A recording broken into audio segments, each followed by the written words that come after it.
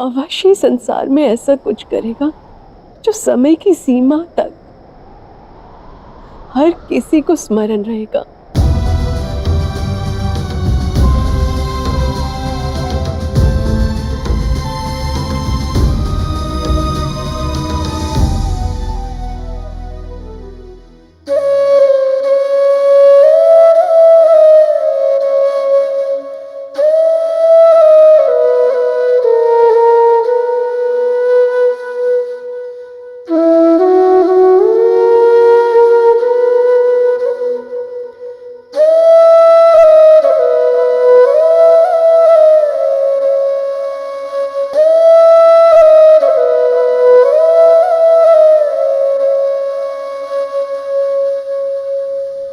लला, जब भी तू मुझसे दूर जाता था तो मन बहुत व्याकुल होता था, किंतु आज मन व्याकुल नहीं है।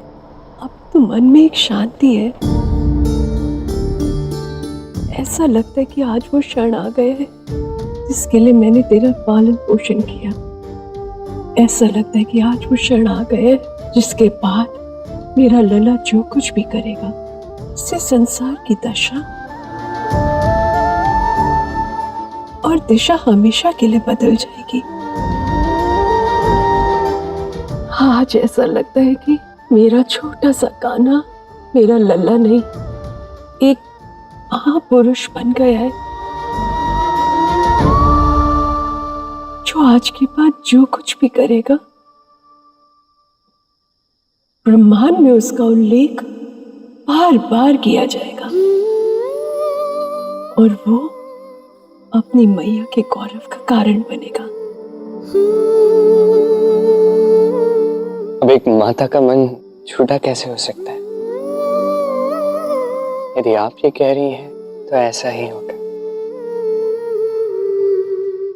हर युद्ध में मेरा आशीर्वाद तेरे साथ है लल्ला। कर दिए हैं मैया के चरणों में विजय भव। हर पन छोड़ के आज निकला यशोदा को मोहन, ये जीवन है उसका समर्पण।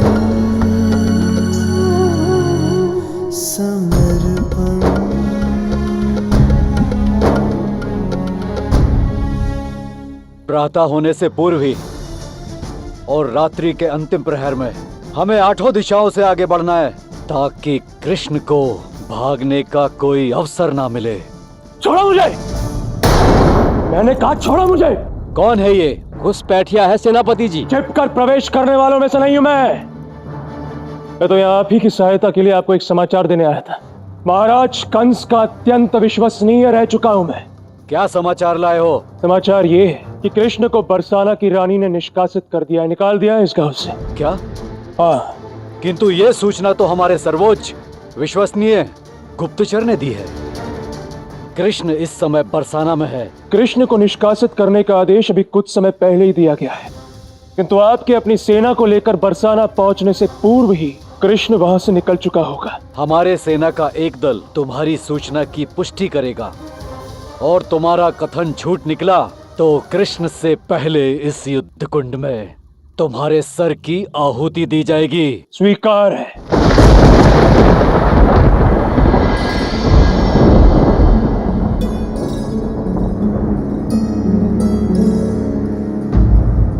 आना अब 2 राह निकलती है, एक बरसाना की ओर जाती है और दूसरी मथुरा की ओर। और आज हमारे पास समय अत्यंत कम शेष है।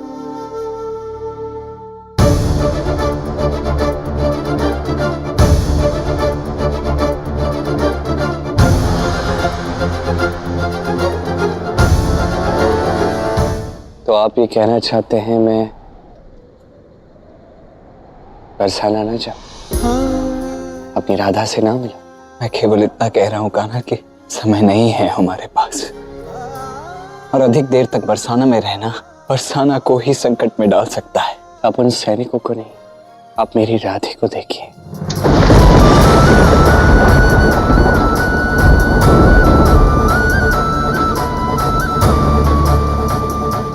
वो पूर्ण विश्वास के साथ घर से निकल चुकी है।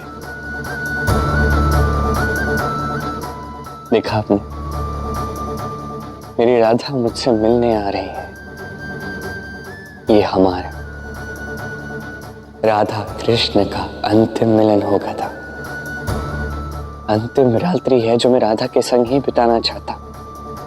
हमारे इस मिलन का अत्यंत महत्वपूर्ण बिंदु शेष है, एक वचन शेष है, एक ऐसा वचन जिसे दिए बिना मैं यहां से जा ही नहीं सकता था। कैसा वचन कान्हा? एक ऐसा वचन है जो आप भी नहीं जान सकते था। इसे जानने का अधिकार केवल और केवल राधा को है।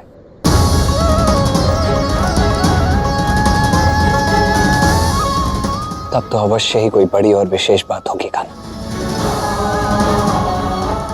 ऐसे में मैं केवल इतना ही कहूंगा कि जो करना शीघ्र करना। अवश्य आप सीमा रेखा पर मेरी प्रतीक्षा कीजिए, मैं वहीं पर आपसे मिलूंगा।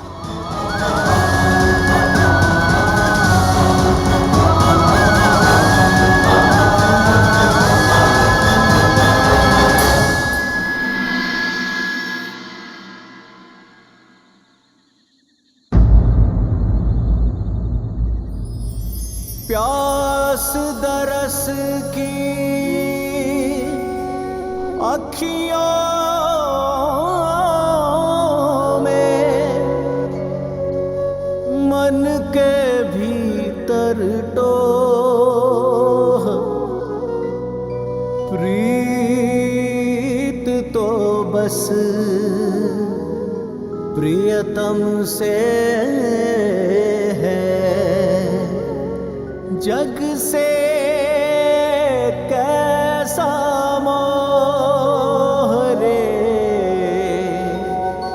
जग से कैसा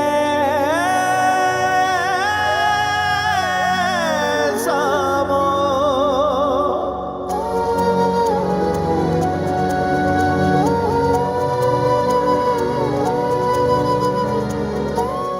तुम सदैव जानते थे ना कृष्ण कि क्या होने वाला है, कब होने वाला है, कब हमारा अंतिम विरह होगा और कब हमारा अंतिम मिलन।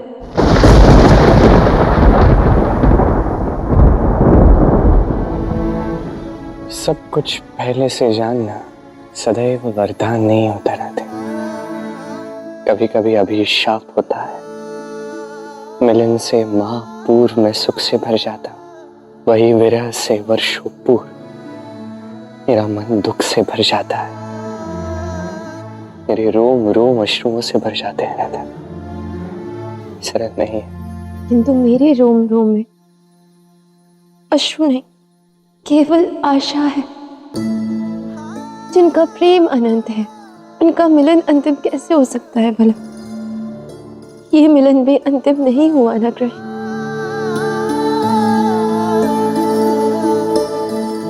जानते हो, आज तक इसी आशा के साथ तुम्हारी परम सखी बनकर, तुम्हारी प्रेमिका बनकर, तुम्हारी परम गोपी बनकर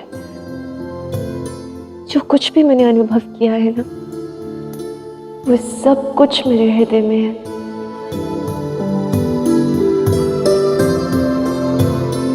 और आज मैं अपने हृदय की एक एक बात तुमसे व्यक्त कर देना चाहती हूँ। आज हमारे मिलन के समय नहीं चाहती कि विरह के पश्चात ऐसी कोई भी बात मेरे हृदय में शेष रह जाए जो मैं तुमसे कह ना पाऊं। और मैं तुम्हें कदापि नहीं रोकूंगा राधा। अपने मन की एक एक बात कह दो, एक एक शब्द व्यक्त करो। यही सारे शब्द मेरे जीवन का संबल बनेंगे। यही सारी स्मृतियां आगे जीवन में मेरी शक्ति बनेंगे राधा।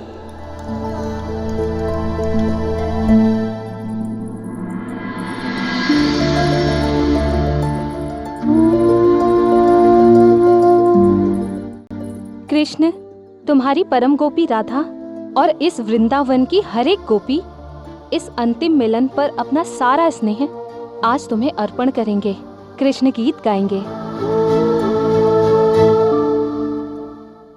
ये कृष्ण का ही नहीं, ये ब्रह्मांड का सौभाग्य होगा।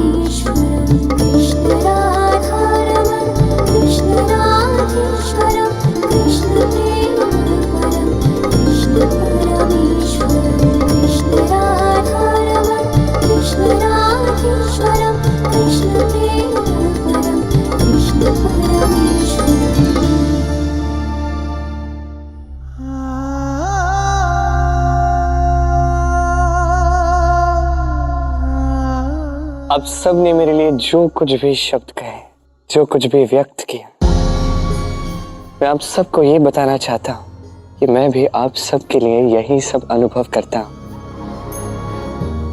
कृष्ण गीत, ये कृष्ण गीत जो आज मेरी सारी गोपियों ने मेरे लिए गाया है, ये गोपी गीत होगा और इसी नाम से अनंत तक स्मरण रखा जाएगा। इसके लिए आप सबका बहुत बहुत धन्यवाद। अच्छा कृष्ण, अब आज्ञा दीजिए, अन्यथा तुम्हें जाते हुए देखकर हम अपनी अश्रुधारा रोक नहीं पाएंगे।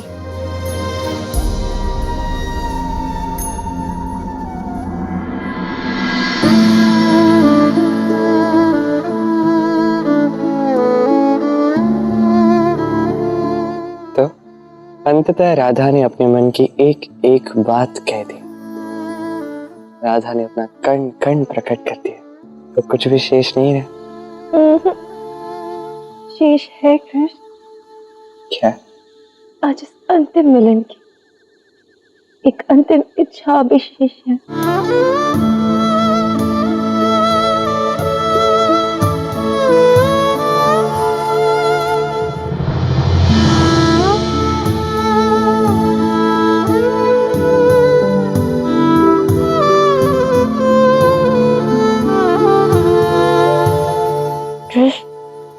ये बांसुरी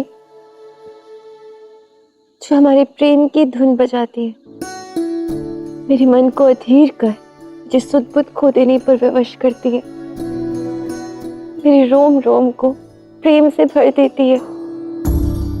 मैं चाहती हूँ कि एक अंतिम बार पुनः ये बांसुरी तुम मेरे लिए बजाओ। राधा कृष्ण की प्रेम की धुन क्या एक अंतिम बार अपनी राधा के लिए बजाओगे?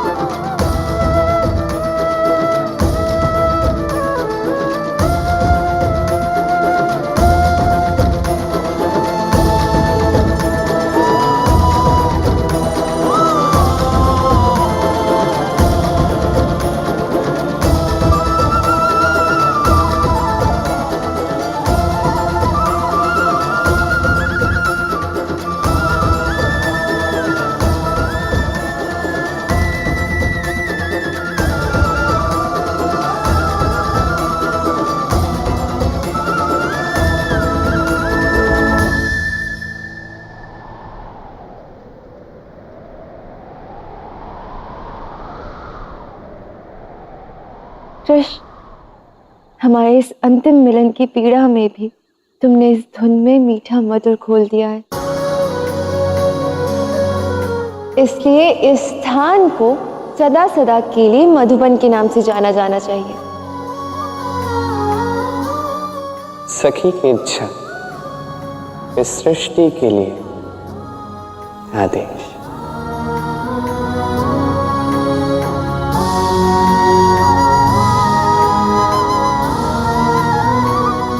मैं जानती हूँ कृष्ण, यदि आज तुम गए ना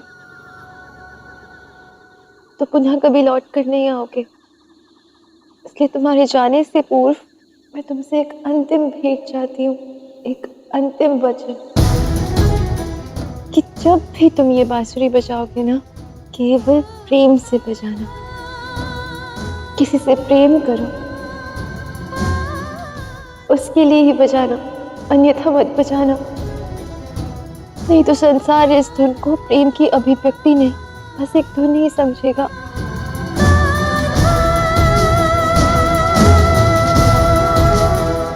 ये वचन मैं तुम्हें कैसे दे रहा था? क्यों? अरे समझो ना तुम। देखो बात कैसी है, अभी मैं तुम्हें छोड़कर मथुरा जा रहा हूँ, है ना। वहां पे यदि कोई मोह कन्या हुई, मुझे उससे प्रेम हुआ, तो मैं उसके लिए बांसुरी तो बजाऊंगा ना। अच्छा, तो मेरे अतिरिक्त तुम्हें किसी और से प्रेम भी होगा, उसके लिए बांसुरी भी बजाओगे?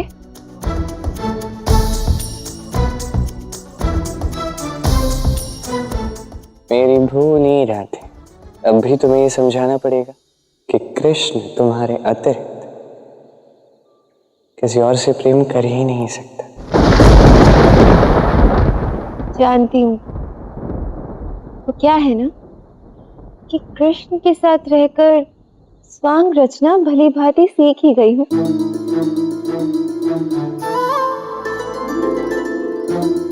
अच्छा,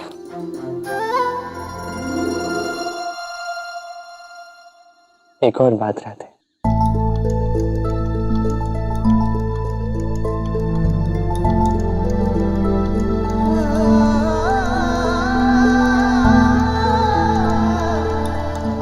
यदि ये बांसुरी तुम्हारे लिए नहीं बजेगी तो मुझे इस बांसुरी की कोई आवश्यकता नहीं है।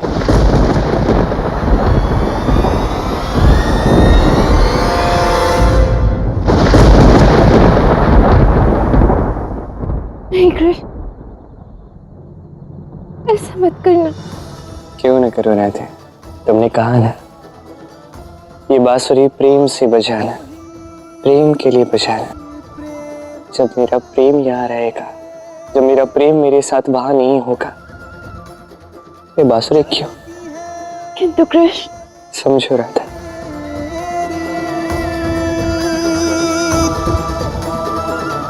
प्रेम अर्थ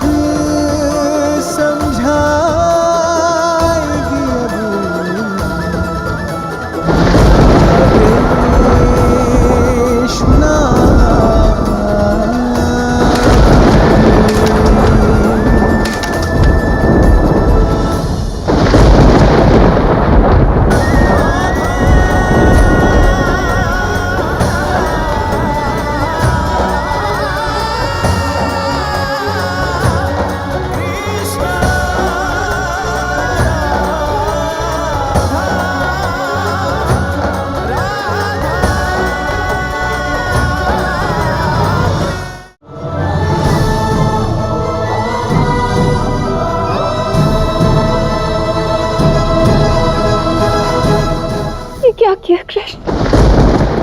बांसुरी के बिना कृष्ण का क्या होगा? वैसे ही रहूंगा जैसे अपनी राधे के बिना रहूंगा, अधूरा। तो यदि मुझे कुछ पूर्ण कर सकता है तो बस तुम्हारी स्मृति।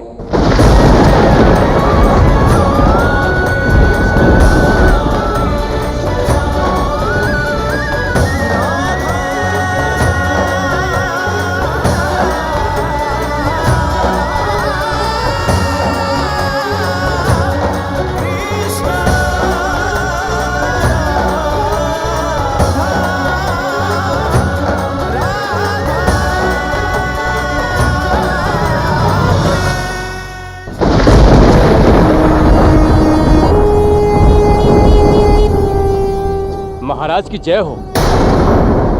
महाराज, हमारी सेना बरसाना के पास पहुंच चुकी है। कल प्रातः बरसाना पर आज तक का सबसे बड़ा आक्रमण होगा। कृष्ण के साथ वहां के हर वासी का समूह नाश होगा। मगध सम्राट,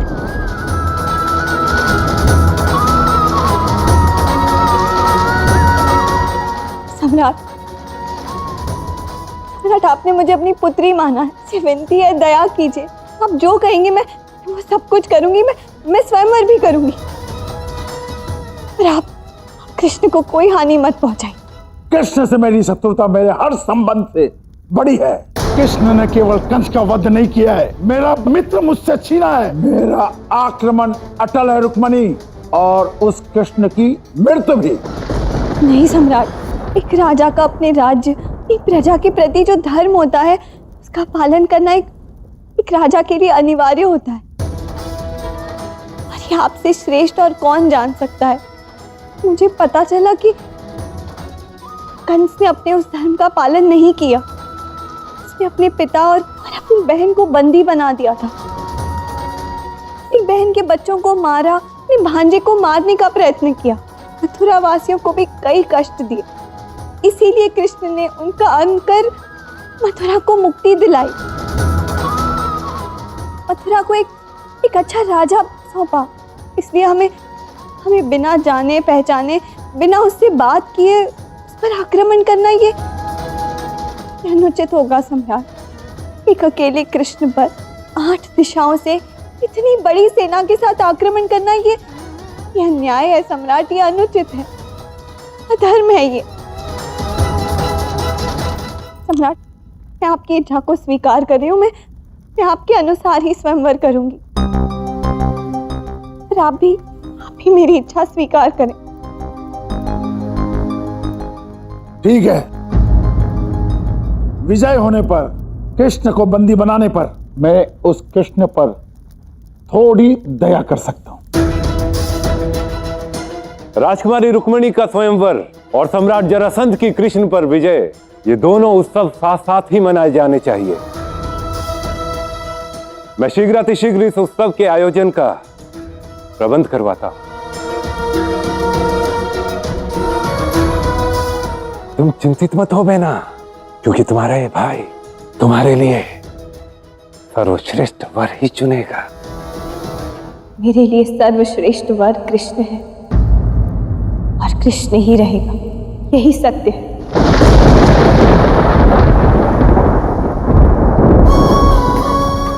कृष्ण, तुम्हारे हृदय में कंपन है।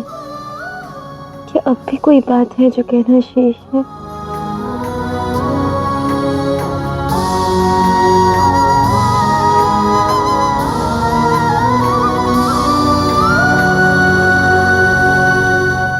प्रेम के अंतिम उपहार के रूप में मैं तुम्हें एक वचन देना चाहता हूँ राधा। तो बताओ, क्या है तुम्हारा अंतिम उपहार? मैं उसे ग्रहण करने के लिए सज्ज हूँ। एक समय आएगा राधा, जब ये आकाश तारों से भर जाएगा।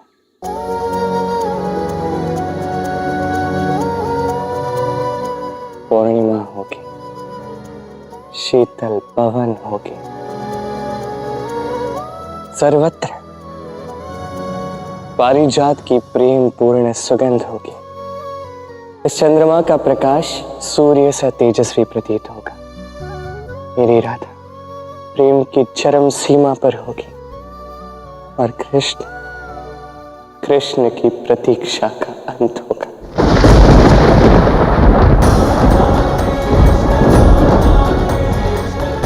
तब राधा, तब मैं पूरब से आऊंगा और तुम्हें अपने साथ सदा सदा के लिए ले जाऊंगा। सच? कैसा भी दिन आएगा? निसंदेह। अच्छा, तो उस दिन कहाँ ले जाओगे मुझे? मथुरा? नहीं, मथुरा नहीं।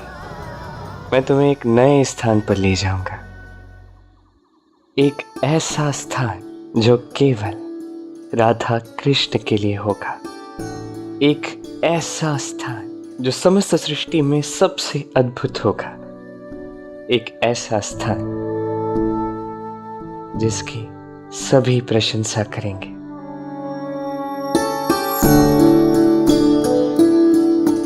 और मैं वहां ले जाऊंगा तुम्हें राधा। ये मेरा वचन है।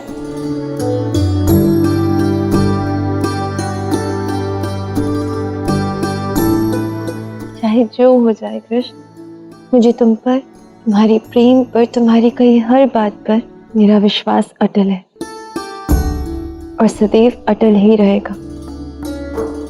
तुम्हारे वचन से बड़ा कुछ नहीं है मेरे लिए। मैं उस क्षण की, उस स्थान के निर्माण की, हमारे अनंत मिलन की प्रतीक्षा करूंगी।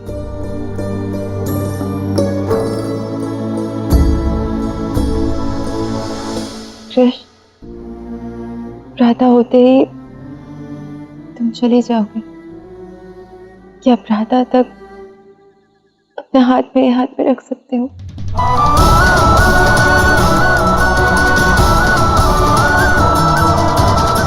क्या हुआ? कुछ नहीं। राधा ने पुनः एक बार कृष्ण के हृदय की बात कह दी।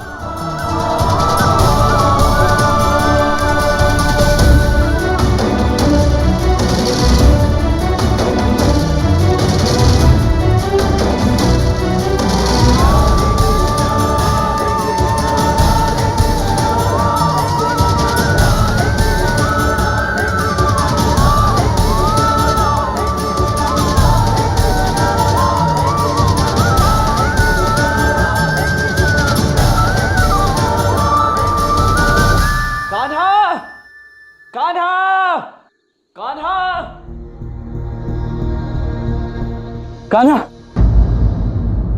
हमें इसी क्षण यहां से निकलना होगा।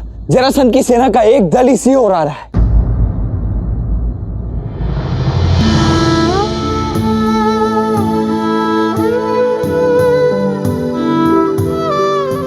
समय भी हमारा शत्रु सा बन गया है। उस राधा का हाथ पकड़ना था। इतनी छोटी सी इच्छा भी ये भी पूर्ण नहीं होगी। कदाचित नहीं, क्योंकि इस समय बात हमारे हाथ की नहीं है कृष्ण, बरसाना के हित की है। तुम्हें जाना होगा। पाने को ही प्रेम करे, जग की है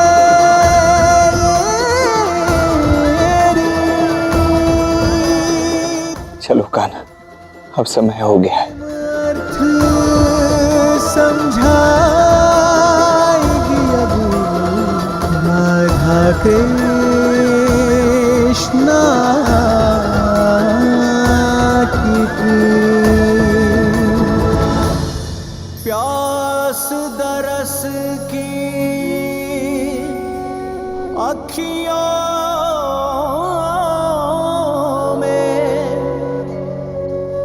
मन के भीतर टोह प्रीत तो बस प्रियतम से है, जग से कैसा मोह रे जग से कैसा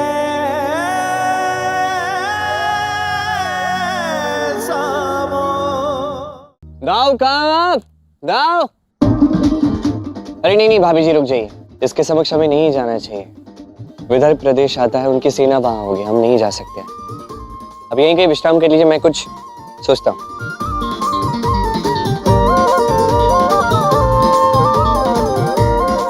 अरे कान्हा, तुम यहाँ क्या कर रहे हो? अरे आप कब से कहाँ लुप्त हो पता नहीं, आपको ढूंढते ढूंढते मैं यहाँ आ गया।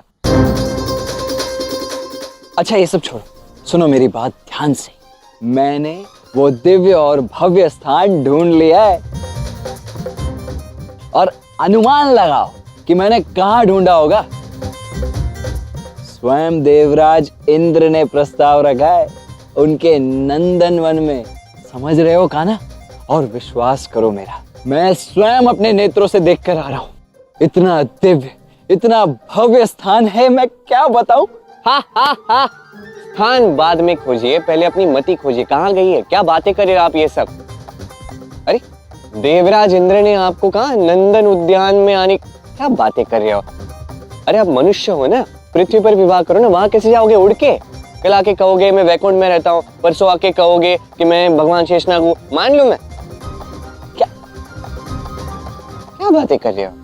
क्या तुम ये सब क्या रहे हो कान्हा? ये मैं सही तो कह रहा है कृष्ण।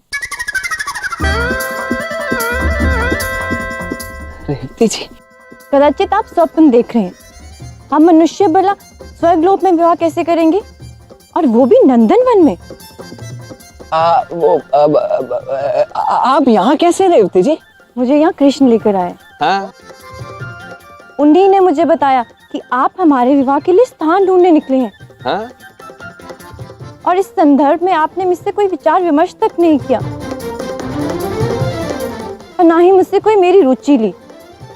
नहीं नहीं रेवती जी, ऐसी कोई भी बात नहीं है। कान्हा, तुम रेवती जी को यहाँ लाए हो, और तुमने रेवती जी से मेरे विषय में ऐसा सब कहा, क्यों? संभाल लेता हूँ एक क्षण। अरे मुझे मत मारिए, मुझे मत मारिए, मुझे मारने नहीं देंगी भाभी जी, समझे। वैसे भी आपकी भूल है, आपको समझना चाहिए था ना अपनी प्रेमिका की मन की बातें, उनकी मन की भावनाएं। चल पड़े ऐसे विवाह का स्थान ढूंढने के लिए। आपको ज्ञात है, मैंने दाऊ से कहा था कि रेवती जी को ना साथ लेकर जाइए। उन्होंने क्या किया पता है, मेरी तरफ देखे भी नहीं, ऐसे मुड़े और चले गए, बोले नहीं ले जाऊंगा। आपको बुरा लगा ना, बुरा लगा आपको। आप मेरी बात सुनिए, मैं समझाता हूँ ना आपको। आप इस कान्हा के बातों में बिल्कुल मत आइए। कृष्ण ने ही मुझे सब सत्य बताया, और मैं उसकी नहीं आपकी सुनूं। आप तो मुझसे बिना परामर्श के विवाह का स्थान ढूंढने निकल गए थे। किंतु मेरी बात तो सुनिए ना रेवती जी। मैं क्या अरे दाऊ, मैं आपको बताता हूँ कैसे क्या करना है। देखिए, आपसे कहा ना कि प्रेमिका के मन की बातें समझा कीजिए। आइए इधर आइए एक क्षण, हम जा सकते हैं। रेवती जी, जाइए जाइए, आराम से जाइए। कान्हा, तुमने शाबाश, बहुत अच्छा किया। अब देखना, तुम्हें तो मैं देख लूंगा। तुम्हें मैं छोड़ने वाला नहीं हूं, क्या था ना तुम्हें। रेवती जी सुनिए तो, रेवती जी। करना पड़ता है।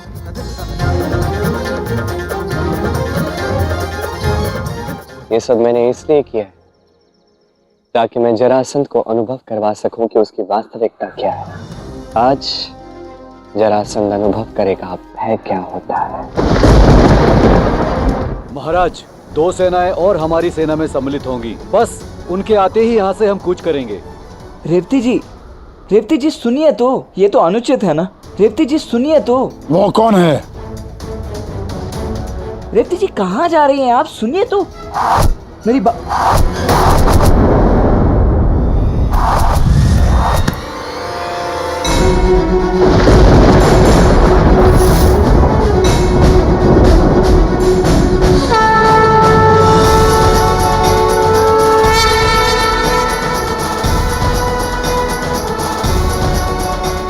बंदी बना लो।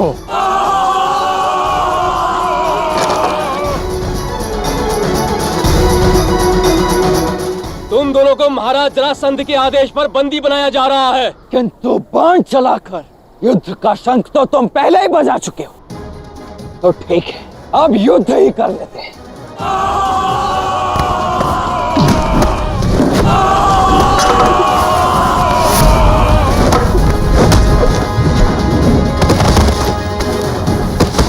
ये क्या?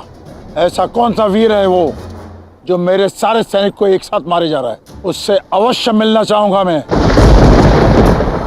सारथी, आगे बढ़ो। कदाचित स्वयं जरासंध यही इसी ओर आ रहा है। बलराम जी, हमें अपनी सीमा क्षेत्र में होना चाहिए। नहीं रेवती जी, इस दुष्ट ने आप पर बाण चलाने का जघन्य अपराध किया है। इसका मूल्य तो इसे चुकाना ही पड़ेगा। अद्भुत। रेवती भाभी को आपके पास लाने की योजना सफल होती दिख रही है। अद्भुत!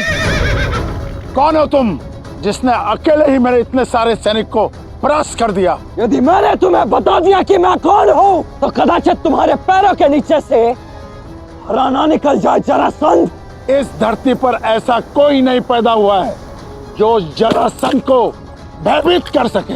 तो सुन, मैं हूँ कंस संहारक कृष्ण का ज्येष्ठ बलराम। ये कहकर तुमने मुझे भयभीत नहीं, अत्यंत क्रोधित किया है बलराम। अब मैं उस कृष्ण पूर्व मैं तुम्हारे प्राण ले लूंगा और फिर तुम्हारे साथ जो कन्या है उसके भी प्राण ले लूंगा।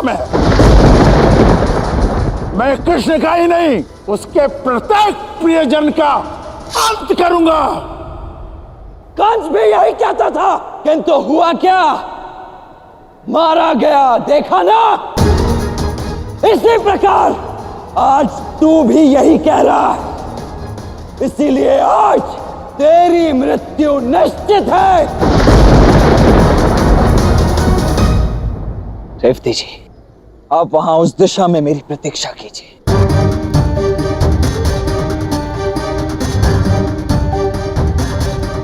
मेरा विश्वास कीजिए रेवती जी, मैं अवश्य लौटूंगा। जाइए।